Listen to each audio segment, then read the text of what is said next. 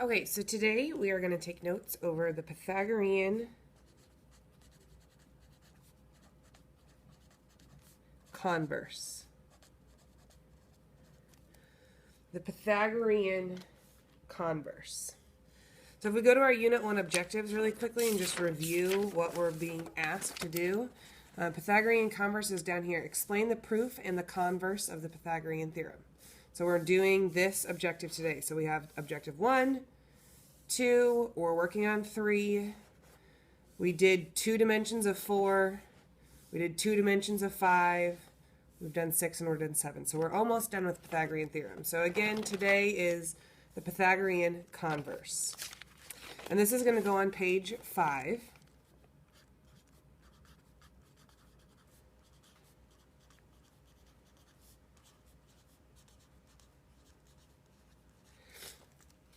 And we're going to actually do our work, our Pythagorean work, on a big green piece of paper, and it's going to get glued into our notebooks. We're not going to glue it in now. I think it's easier to work when it's not glued in. So we'll come back to our notebooks, right? We'll come back to page 5 and we'll glue it all together when we are done.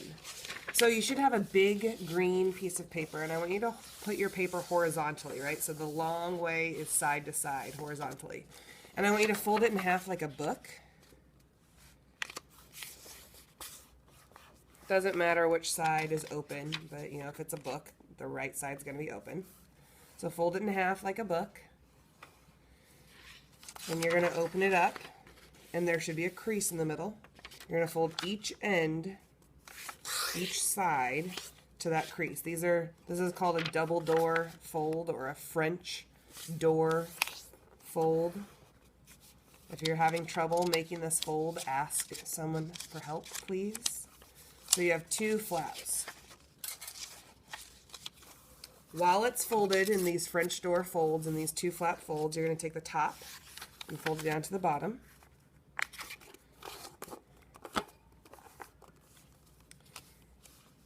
And open it back up. So now those French doors are divided in half. It looks like a graph, right? Here's your y-axis and here's your x-axis. You're going to take a pair of scissors. Now, before you cut, make sure you understand what I'm asking you to do. You're going to take a pair of scissors, and on one door, so you're going to lift it up, you're going to cut on the x-axis, that horizontal fold. So you cut that door in half. And you're going to do the same to the other side. You're going to lift up the door. Do not cut it flat. Do not cut it flat. If you cut it flat, you'll cut it in half, like the whole thing in half, and you'll have 2 separate pieces. I want it all to still be one piece.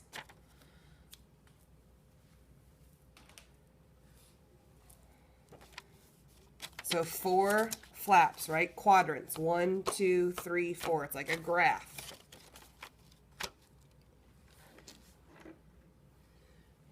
And then on each of these quadrants, on each square, we're going to write something different. So this first quadrant, I'm going to write right triangle.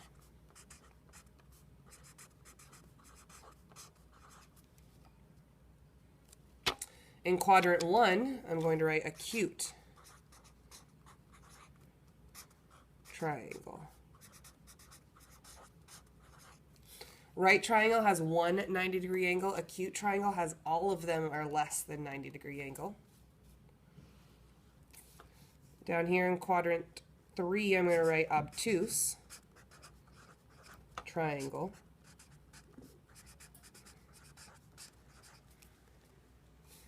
And in quadrant 4, I'm going to put not a triangle.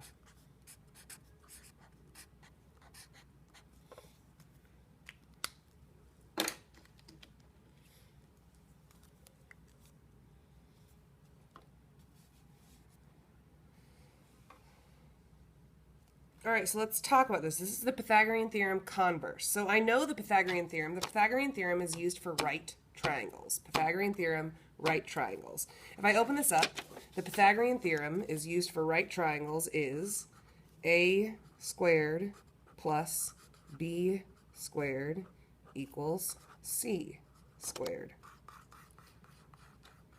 we've been doing a lot of work with the Pythagorean theorem. A squared plus b squared equals c squared. A and b are the legs. C is the hypotenuse. So the sum of the square of the legs is equal to the square of the hypotenuse. That's how you know it's a right triangle. If it works, it's a right triangle. If it doesn't work, it's either an acute triangle, an obtuse triangle, or it's not even a triangle. So if you do a squared plus b squared and it equals c squared, you know that it's a right triangle. But if you do a squared plus b squared and it does not equal c squared, it's one of these three options. This is the converse. This is what happens when it doesn't work. So if we open up acute triangle,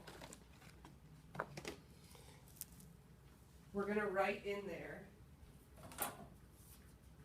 the rule for acute triangles. So we're still going to do a squared plus b squared, and we're still going to do c squared, but they're not going to be equal, because if they're equal, it's a right triangle. If it's acute, a squared plus b squared is going to be greater than the hypotenuse squared. The legs squared is greater than the hypotenuse squared. That means it's an acute triangle. So if you do a squared plus b squared, get an answer, and you do c squared and get an answer, and they're different, they're not equal. If a squared plus b squared is greater than c squared, it is an acute triangle. So let's talk obtuse. Again, we're still going to do a squared plus b squared, and we're still going to do c squared, but they're not going to be equal. A squared plus b squared is going to be less than c squared, meaning the hypotenuse squared is bigger or greater than the legs squared added together. It is an obtuse triangle.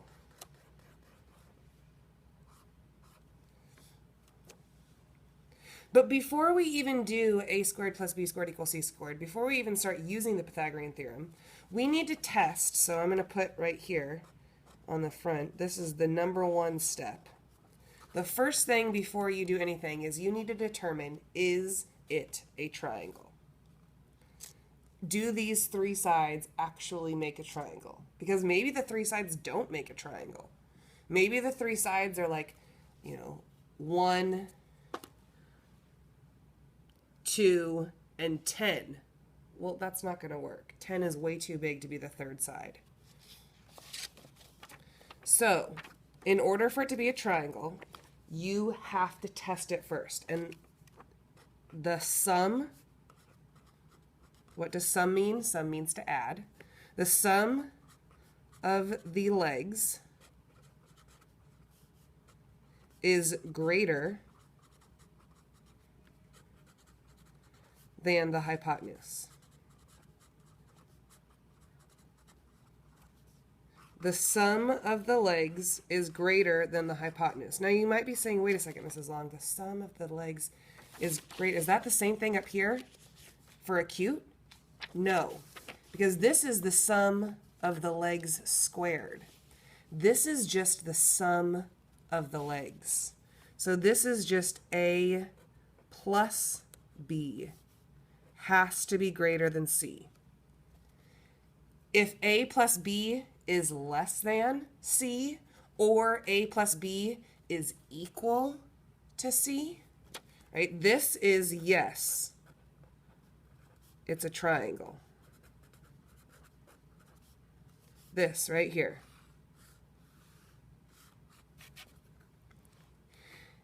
A plus b is equal to c, or a plus b is less than c, is no, not a triangle. If your answer is no, you stop. You can't figure out what kind of triangle it is because it's not a triangle.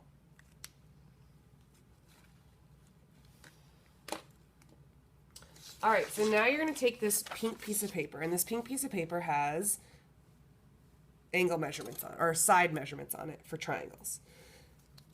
You could, if you wanted to, cut out each one and then glue them in the correct location of right triangle, acute triangle, obtuse triangle, or not a triangle. That sounds like a lot of work.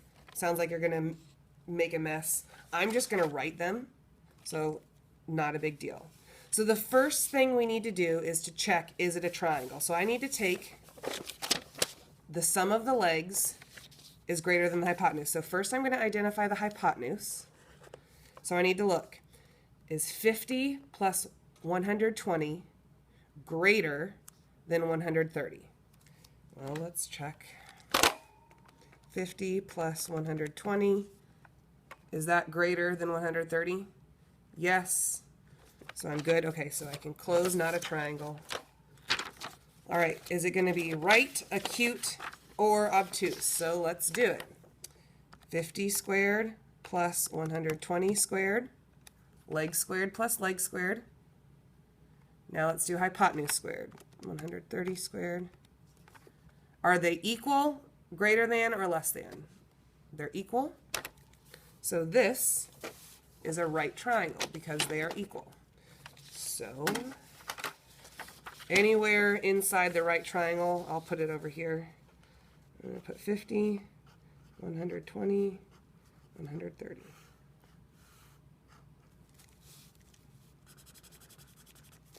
Try this one. All right, first check, is it a triangle? So the sum of the legs, so here's my hypotenuse. 5 plus 5 is 10. Is 10 greater than 7? Yes, so it's either right, obtuse, or acute. So let's test. 5 squared plus 5 squared is 50, and 7 squared is 49. So the legs squared is greater than the hypotenuse. So which one is that? The legs squared is greater than the hypotenuse right here. So this triangle right here is acute. 5, 5, 7. Let's go to this one. My hypotenuse, 12.2. So let's test it out. 8.2 plus 4.1. Is that answer, can you see it? Greater than, yep, okay, so it is a triangle, so let's test it out. 8.2 squared plus 1.4 squared is 84.5, and 12.2 squared. Legs squared greater than the hypotenuse squared, or is the hypotenuse squared greater than the legs squared? Well, hypotenuse is greater, so no, they're not equal. Hypotenuse squared is greater, so I'm going to put that triangle in here.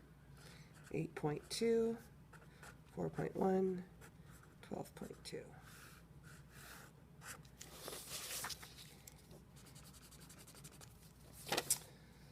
Okay, so 7, 14, 27.1, this is my hypotenuse. So let's test it. 7 plus 14 is 21 greater than 27.1? No, it is not a triangle because the sum of the legs must be greater than the hypotenuse. 7, 14, 27.1. All right, you're going to finish this on your own. You can work independently or you can work with the people at your table. Please don't go on autopilot. I know that the hypotenuse was the last digit in these 4 examples, but what's the hypotenuse in this example? 25.5. What's the hypotenuse over here? 51. Stop and ask yourself,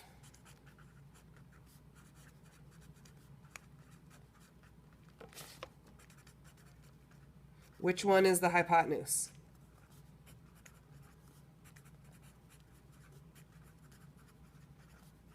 Do not go on autopilot. Circle the hypotenuse, then test, is it a triangle? Test, is it a triangle first? Then, if it is a triangle, you can do a squared plus b squared, do c squared, and figure out, is it a right triangle, an acute triangle, or an obtuse triangle? When you're done, this gets glued inside your notebook.